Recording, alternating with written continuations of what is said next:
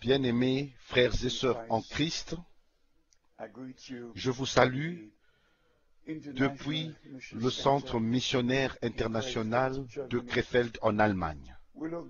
Nous regardons en arrière à un week-end avec des réunions très spéciales. Les gens sont venus de toute l'Europe, des pays de l'Afrique et même des pays de l'Amérique du Sud. Nous remercions Dieu. Nous louons Dieu pour ce qu'il fait et ce qu'il fait en notre temps.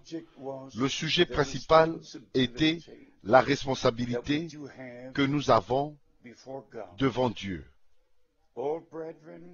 Tous les frères dans l'Ancien Testament, les prophètes, dans le Nouveau Testament, les apôtres, avaient des appels directs au ministère et des commissions, et c'est comme ça qu'ils étaient dans la volonté directe de Dieu selon le plan du salut.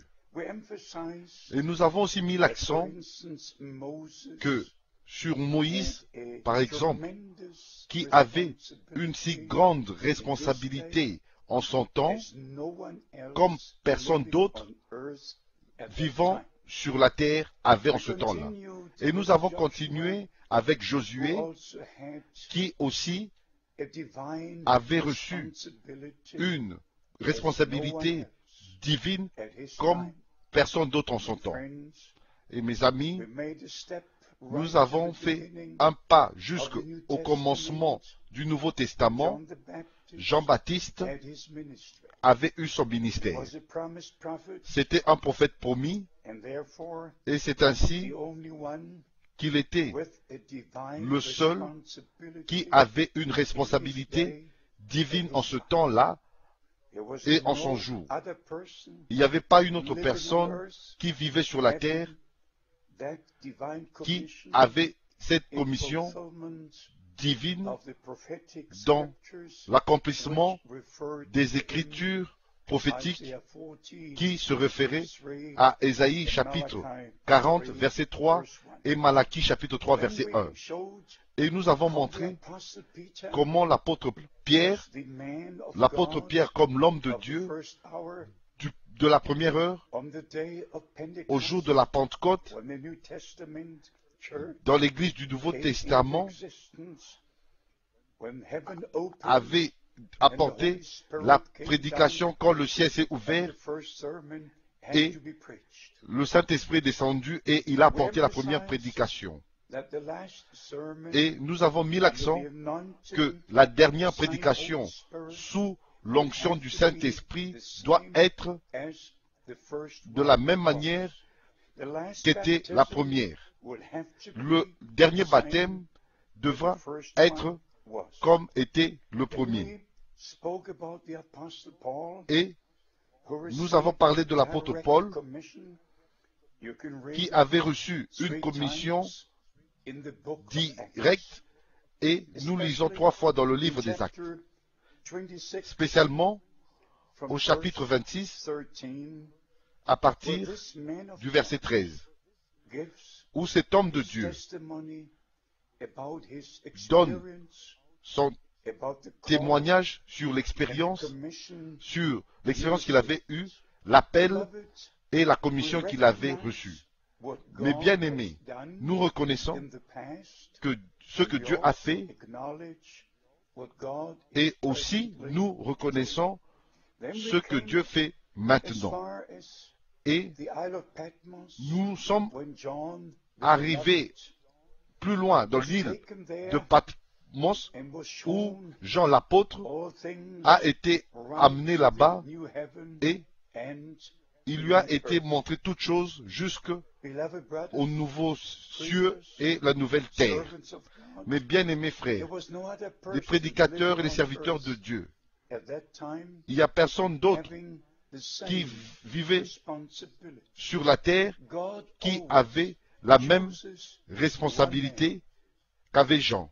Dieu utilise toujours un seul homme. Et ce seul homme est l'homme envoyé de Dieu avec le message de Dieu pour le peuple de Dieu. Et mes amis, si nous ne connaissions que ce que Dieu a fait dans le passé, il y a de cela 3800 ans ou 2000 ans, nous serions vraiment dans une situation très triste. Mais mes bien-aimés, nous devons parler de cela. Dieu a donné une promesse de ce qui devait arriver avant le retour de Christ, avant que vienne le jour grand et terrible du Seigneur. Nous comprenons tous les promesses qui ont été données par le Dieu Tout-Puissant doivent s'accomplir. C'est ainsi qu'en notre temps, William Branham, le serviteur de Dieu et prophète de Dieu, a été appelé comme personne d'autre en notre temps. Que je puisse vraiment insister sur ceci. Les appels de Dieu doivent être respectés par le peuple de Dieu et sera respecté parce que notre Seigneur a dit, si vous recevez un prophète en qualité de prophète, ainsi vous recevrez la récompense du prophète. C'est ainsi que nous comprenons que nous vivons dans un temps très très important. En fait, ceci est le point culminant, le temps le plus grand, le plus glorieux de toute l'histoire, spécialement le plus grand temps, le temps le plus merveilleux du plan du salut. Le Seigneur Dieu lui-même achève son œuvre de rédemption comme il avait achevé son œuvre de création.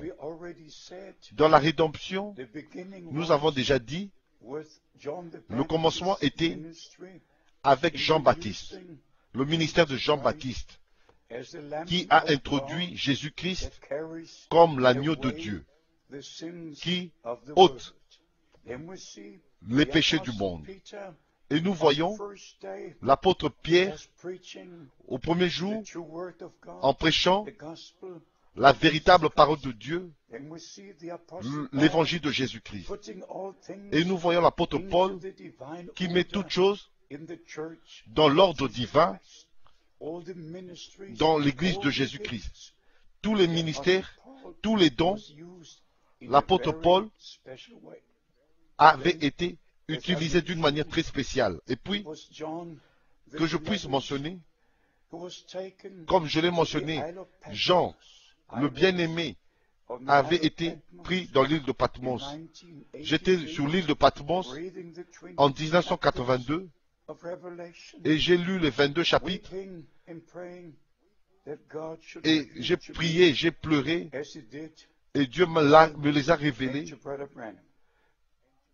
Et comme il en était avec Jean et frère Branham. Maintenant, chers amis, maintenant, allons vite au point le plus important de notre jour. Dieu a fait la promesse que je vous enverrai Élie le prophète, avant que vienne le grand et terrible jour du Seigneur. Je sais, les Saintes Écritures et du témoignage de frère Branham, confirmé par plusieurs choses surnaturelles qui sont arrivées dans sa vie et son ministère, qu'il était ce prophète-là, qui était promis. Et le message qui lui a été donné contient toutes les promesses de la parole de Dieu, qui devait préparer la seconde venue de Christ. Maintenant, nous comprenons la responsabilité qu'avait frère Branham en son temps et dans notre temps comme personne d'autre sur la face de la terre.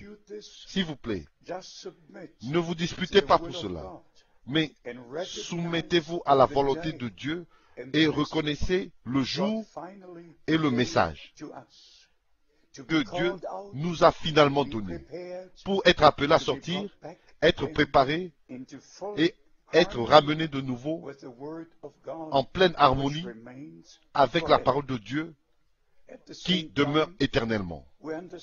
Et en même temps, nous comprenons la responsabilité qui est maintenant sur nous. Et mes bien-aimés frères et sœurs, en Christ, je suis vraiment conscient de cette responsabilité. Je suis conscient du fait que nous avons reçu le plus grand, la plus grande révélation qu'on a jamais reçue. Et Dieu a utilisé Frère Branham pour ouvrir les 7 sceaux, pour prêcher et enseigner la Bible dans sa forme originale, comme nous l'avons ici. Il a soulevé la Bible comme ceci, et il a dit, ceci est mon absolu. Ainsi, toutes les choses qui ont été faites connaître à Frère Branham et révélées des Saintes Écritures sont trouvées dans le message de l'heure. Nous ne devons pas ajouter quoi que ce soit aux Écritures et au message. Mais, car le message, c'est les Écritures, et les Écritures, c'est le message, et montrer que tout est dans une harmonie parfaite. Mais bien aimé, je dis de nouveau ceci. À cause de l'appel direct divin que j'ai reçu le 2 avril 1962, j'ai une responsabilité directe devant Dieu de répandre le message de l'heure d'une manière cristal et claire partout sur la terre, dans toutes les nations. Je voudrais que vous compreniez notre responsabilité et aussi votre responsabilité de rester dans le cadre de la parole de Dieu et être trouvé dans la volonté de Dieu. Que le Seigneur vous bénisse, qu'il soit avec vous.